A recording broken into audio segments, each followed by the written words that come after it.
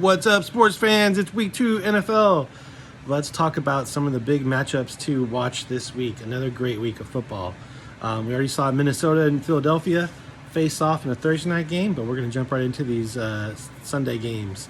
So our first matchup is Green Bay at Atlanta. We have no Aaron Jones for this game. We have an Atlanta team that has exactly squandered their fantasy prospects in Kyle Pitts and also Drake London. So we're going to see two-headed back from Atlanta again, Tyler Algier, and our amazing rookie, Bijan Robinson. I think is Green Bay for real? There's no Watson again. It's a Romeo Dobbs show from Jordan Love. I think this is a good game because both these teams won their matchups last week, so it's a chance to take that next step to see if Jordan Love really is this amazing succession between Favre to Rodgers, and is Jordan Love now just the next in this line of amazing quarterbacks coming out of Green Bay? We'll see. We've got Las Vegas at Buffalo. Fun fact, most teams who start the season 0-2 never make the playoffs. So Buffalo's 0-1. If they want to be at all relevant this year, they kind of need to do that right away. They can't lose back-to-back games. Vegas is coming off of a win, but they have no Jacoby Myers. Will Jimmy G find a way to win this game? Probably not. This is a home game for Buffalo, so it would be a disastrous loss if Buffalo were to lose. Stephon Diggs, does he just say F you to reporters? Is he going to be polite after the game? There's a little bit of drama there with some off-camera stuff picked up on hot mics, but we'll see how that game goes. Baltimore at Cincinnati. This is another situation where Cincinnati could start the season 0-2. That would be a massive problem for Cincinnati, considering they're supposed to be a legit contender. You're not if you're 0-2. You're just not a legit contender. And Baltimore can very much make that the case. They're coming off a win where they didn't look great offensively, but Baltimore no longer has their number one running back. So is it Justice Hill or is it Gus Edwards? We'll find out. I think we're going to see a lot more Gus, despite the fact that Justice Hill had 2 TDs. This is I think a Gus Edwards offense. At least for fantasy application wise. Cincinnati was completely dismal last week. Is Joe Burrow going to do anything? Is Jamar Chase going to do anything? They were horrible last week.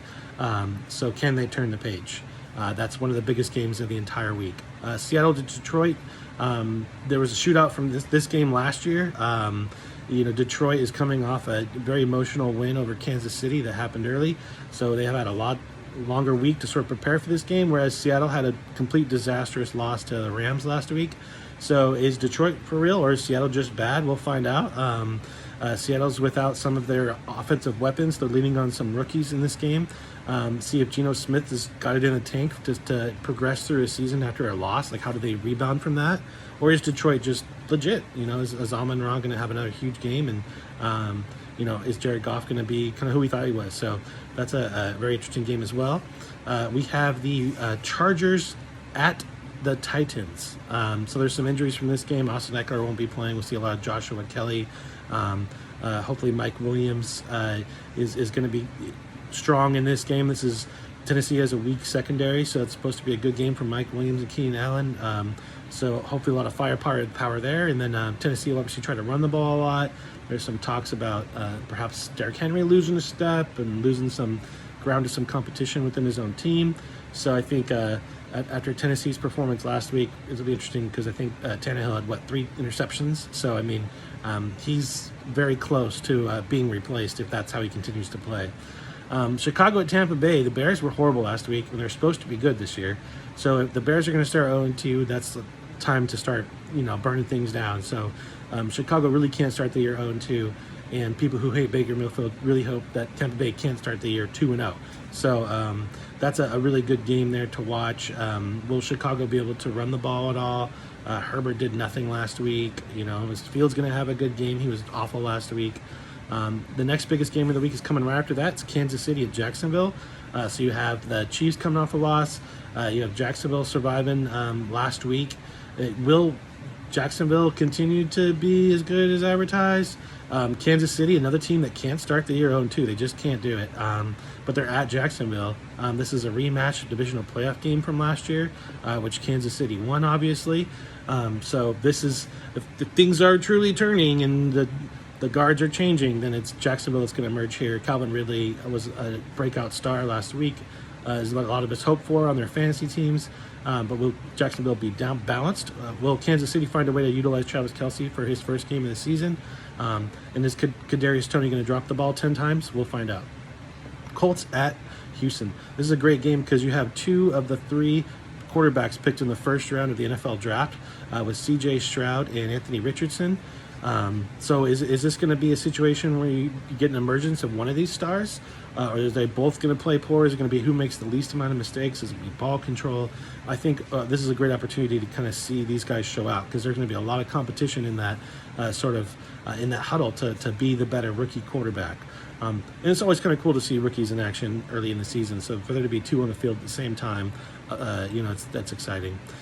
We have the Niners at the Rams. So the Rams were a surprise winner last week. They're appearing legit. But San Francisco was one of the top 3 teams in the league last week, just based on dominance, ball control, defense, momentum. They looked unbeatable last week.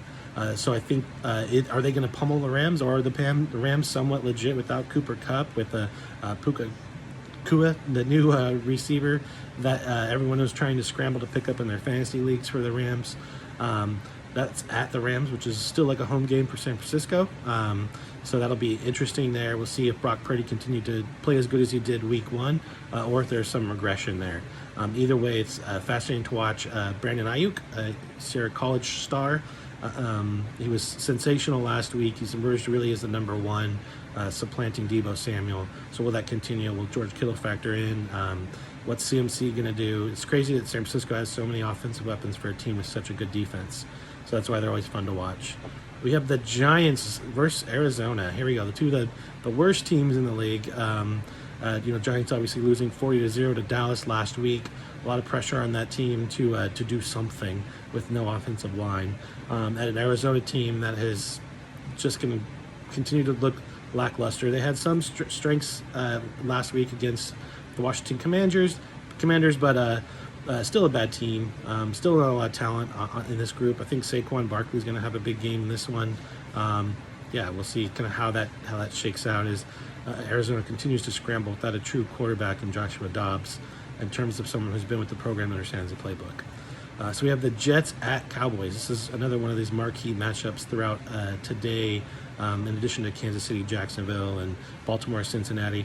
The Jets, obviously suffered with that loss for Aaron Rodgers, but Zach Wilson won the game.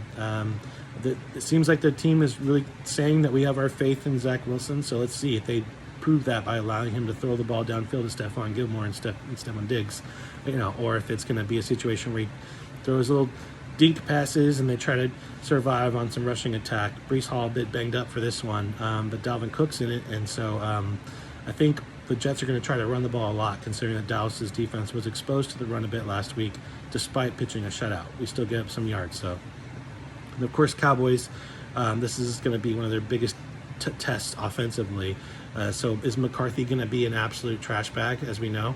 Or will they find a way to score against maybe one of the best defenses in football? So it'll be interesting to see how much Dak is trusted in this game, how much we push the ball downfield, how the rushing game gets going against that incredible New York Jets defensive line. Could be a low-scoring affair, and it may come down to which defense puts up points.